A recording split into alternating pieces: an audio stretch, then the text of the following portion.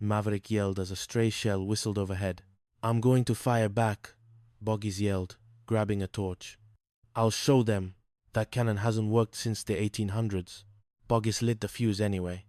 Boom. The cannon didn't fire a ball. Instead, it exploded with a shower of paper.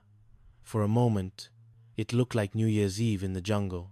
Thousands of green bills fluttered through the air, coating the general, the colonel, and the indignant Frenchman. The payroll, Maverick laughed. The crooks must have hidden it in the cannon. 42,365. 42,366. Sterling began counting frantically as the bills landed on his head. General Ironside looked at the scene, the money, the heroics, the absurd. Lieutenant with the torch. He turned to Sterling. This boy Boggis just shot down the national debt with a museum piece. But General, Sterling pleaded, they're pirates, they're scoundrels. They're the only ones on this island who know how to have a good time, Ironside said, picking a $100 bill out of his collar. Maverick, I'm giving you a commendation. Allende. Sterling, I'm giving you a sedative. As the sun set over Isla de Caos, the crew of the Rusty Raptor sat on their deck, clinking glasses of liberated champagne. Sterling was back in the infirmary, and Snappy the Cayman was happily munching on a fresh peanut butter sandwich. You know, Skip, Boggis said, leaning back.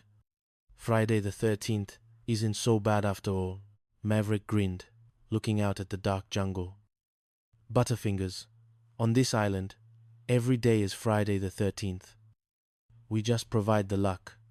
Oh, and from the distance, the faint, high-pitched scream of Colonel Sterling echoed through the palms, complaining about the sinks once again.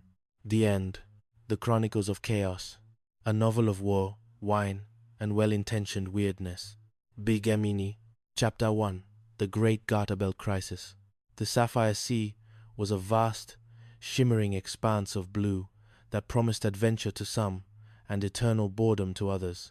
For Commodore Barnaby, the bluster bludger, the commanding officer of the Isla de Caos naval station, it was primarily a source of salt air that agitated his chronic indigestion. Bludger sat in his office, his face a shade of puce that matched the tropical sunset. Across from him stood Lieutenant Cornelius Crow, a man whose spine was made of pure sycophancy. Wow, Bludger muttered, rubbing his temples. Just wow. Crow, do you realize the gravity of the situation? Garter belts. The nurses are demanding garter belts. I am a decorated officer of the United High Command, and I am being interrogated about lingerie. Sir, you are the supreme supply officer of this sector. Crow reminded him with a faint, oily smile. If the medical staff requires structural support for their hosiery, we must snap to it. Shake a leg, as they say. Don't tell me to shake a leg, Crow. I'm the one doing all the heavy lifting around here. He reached for a bottle of white pills on his desk and downed 3. My stomach acid could start a cold engine. And now this. A message from the mainland. Grand Admiral Hard-Boiled Harrison is arriving today for a sneak inspection. The color drained from Crow's face.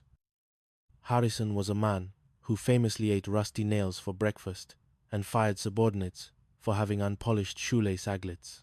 Iron Pants Harrison? Crow whispered. But the base is a shambles, sir. The Petty Officers Club has a backed-up sink that's creating a new ecosystem in the kitchen. I'm a Commodore, not a plumber, Bludger roared. Suddenly, a devious light sparked in his watery eyes. He clutched his stomach and let out a theatrical groan. Oh, the agony. Crow, I think I'm dying. I'm terribly sick. I need a medic. I need an acting base commander. Crow blinked. But sir, if you're sick, who will talk to the Admiral? Exactly. If I am incapacitated, I can appoint someone to face the fire. And who better to be humiliated, court-martialed, and drummed out of the service than that insufferable Captain Maverick Sterling and his gang of cutthroats? Bludger collapsed onto his sofa, clutching a pillow. Call the medics. Tell them the Commodore has succumbed to jungle fever. Call Sterling. This is going to be the happiest illness of my entire life. Chapter 2. The Accidental Admiral. Captain Maverick Sterling, known to his crew as Mav, was currently supervising a high-stakes game of gin rummy on the deck of the Serpent's Tooth, an aging patrol boat that was held together by luck and stolen paint. His executive officer, Sub-Lieutenant Percy Pringle, was currently attempting to salute and hold a ham sandwich at the same time. It was not going well. Mav, Pringle stutters. The Commodore. He's in the infirmary. He's delirious. He's asking for you. Bludger asking for me? Mav raised an eyebrow, adjusting his sunglasses. The last time he asked for me, he tried to have me exiled to a weather station in the Arctic. This smells like a trap, Percy. A very sweaty, desperate trap. When they arrived at the infirmary, they found Bludger draped in a silk robe, moaning like a wounded sea lion. Crow stood over him, dabbing his forehead with a damp rag that looked suspiciously like a dishcloth. Sterling. My boy. Bludger wheezed. The doctors. They don't know if I'll make it. I need a man of action. I'm appointing you acting base commander. And Pringle here. He'll be your acting executive officer. Pringle's eyes went wide. Me? An executive officer? Oh boy. Did you hear that, Mav? I'm finally a bigwig. Sir, Mav said, leaning over the bed. I'm a saltwater skipper.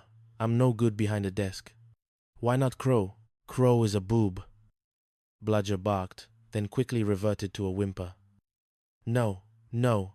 It must be you. Now go. Take command. That's an order. Out. As Mav and Pringle exited, Bludger sat bolt upright, a wicked grin on his face. This is it, Crow. Harrison will arrive. See Sterling Circus.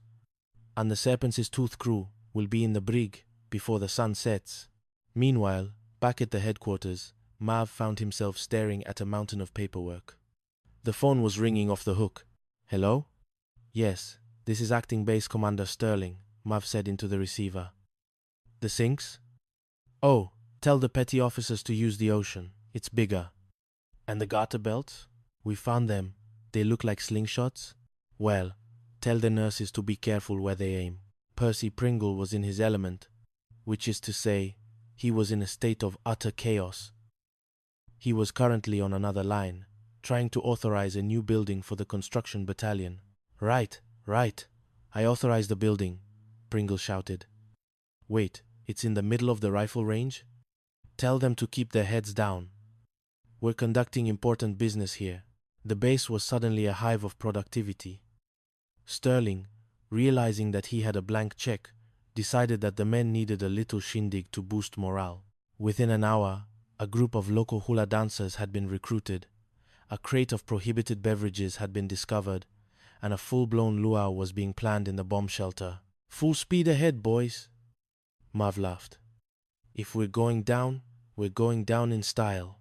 Chapter 3. The Iron Pants Incident. The peace of Isla de Caos was shattered by the roar of an approaching transport plane. Grand Admiral Harrison, a man who looked like he had been carved out of a single block of granite, stepped onto the tarmac. Bludger, watching from his infirmary window, rubbed his hands together. Here we go. The slaughter begins. Admiral Harrison marched toward the main office, his boots clicking with terrifying precision. He was met by Sub-Lieutenant Percy Pringle, who was wearing a lei over his uniform and holding a coconut. Welcome to Isla de Caos, sir. Pringle squeaked, attempting a salute that resulted in him accidentally poking himself in the eye with a straw. I'm Pringle, acting executive officer, and part-time coconut enthusiast. Harrison stared at the lei.